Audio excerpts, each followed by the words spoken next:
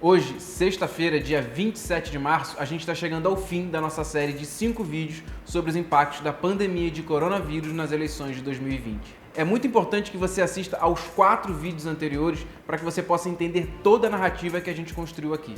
No primeiro vídeo, a gente falou sobre a importância de você ser um líder. No segundo, a gente projetou 3 cenários possíveis para essa crise. No terceiro, a gente sugeriu diversas ações para que você possa tomar aí na sua cidade e consiga tomar a frente na situação de crise. No vídeo de ontem, a gente focou na forma, em como você deve criar sua narrativa. Hoje, como prometido, a gente vai falar sobre as eleições. Será que elas vão ocorrer? Será que vão ser adiadas?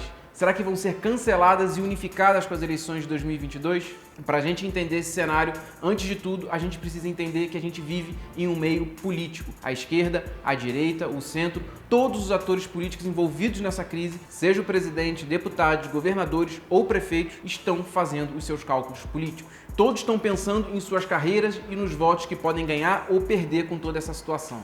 Alguns são mais hábeis, falam melhor, têm posturas mais firmes, enfim, mas no fundo todos estão fazendo seus cálculos políticos. E tudo bem, isso não é errado. Você está pensando na sua pré-campanha, talvez a sua mulher ou seu marido estejam pensando em como pagar as contas no final do mês. Você pode estar pensando no seu emprego, em como vai sobreviver a essa crise toda. Talvez você esteja pensando na maioria, pensando nos outros, pensando no colapso iminente do sistema de saúde. Todo mundo está pensando em um monte de coisa. Mas especificamente sobre as eleições, a gente precisa entender quais são os interesses por trás de um possível adiamento ou cancelamento das eleições. Quais são as forças políticas envolvidas? Quais são os projetos de poder com força suficiente para mexer no calendário eleitoral? Eu vou começar falando do Bolsonaro e terminar falando sobre o Centrão. Mas ouça até o final antes de tirar suas próprias conclusões. E lembre-se, essa é apenas a minha leitura, a minha opinião. Eu estou te dando informações e pensamentos. Eu quero que você some com os seus e tire as suas próprias conclusões.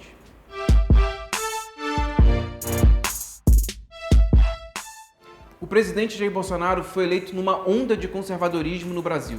Ele conseguiu, nas últimas eleições, deslocar os poderes até então hegemônicos aqui no nosso país.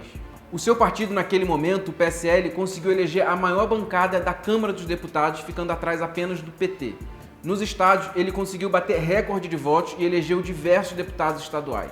As eleições de 2020 serviram para que ele expandisse ainda mais a sua força. Provavelmente, antes dessa crise, ele conseguiria ter um cenário muito mais estável para fazer várias prefeituras e câmaras de vereadores. E com isso, ele conseguiria a tão sonhada capilaridade que partidos como o MDB, PSDB e PT têm aqui no Brasil.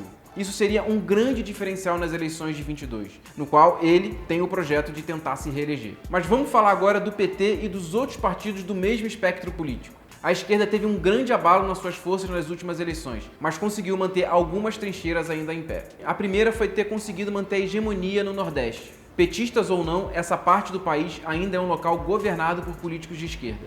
A segunda trincheira foi conseguir se manter como a maior bancada na Câmara, mas essa trincheira não é muito segura, porque unindo o PT e toda a esquerda, eles ainda são menos que 1/3 da Câmara. Para conseguir aprovar projetos ou então barrar projetos, eles ainda precisam do Centrão. Por fim, nesse cenário, pode interessar a esquerda pressionar para o adiamento das eleições. Com isso, ela manteria suas prefeituras e vereadores atuais e ganharia tempo para conseguir lucrar com o possível desgaste da direita. O outro elemento é o PSDB. Os tucanos saíram destruídos das últimas eleições, mas ainda são muito fortes quando se fala de prefeituras e de vereadores. Contam hoje com um cenário muito favorável, comandam cidades importantes no país inteiro.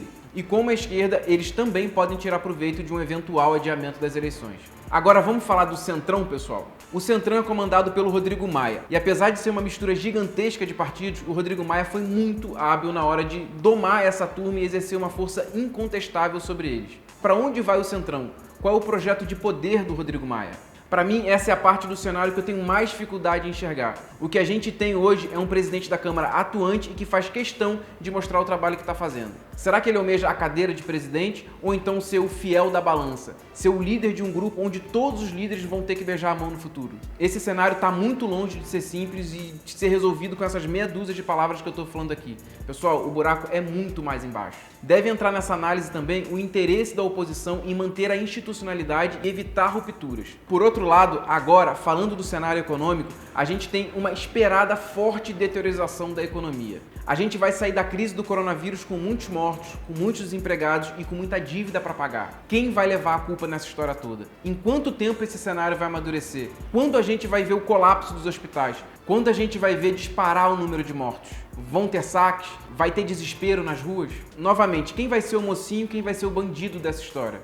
Será que o Bolsonaro, recebendo todos os ônus dessa crise, vai querer que tenham eleições? Será que ele vai entregar a força política que ele construiu nesses últimos tempos? E se ele não quiser, será que tem força política e social para conseguir levar as eleições só para 2022? E a esquerda que hoje está fora do governo, vai conseguir eleger seus nomes? Será que chegou a hora da revanche do PSDB e Dória virar um novo nome do progressismo no país? Será que Ciro e Flávio Dino estão dormindo? Resumindo todo esse papo, sinceramente acho que o bastão tá com o Rodrigo Maia, mas não sei se o Bolsonaro está disposto a manter um diálogo, mas por outro lado também não sei se as Forças Armadas vão ser a rede protetora para uma eventual queda do presidente. O cenário ainda está se formando, pessoal, eu não quero fazer futurologia aqui. Hoje, dia 27 de março de 2020, eu digo, existem chances reais das eleições serem mantidas ou no máximo adiadas por 1 ou 2 meses. E ainda tem o fator de se conseguir um remédio de fato eficiente que consiga diminuir o número de mortes pelo coronavírus.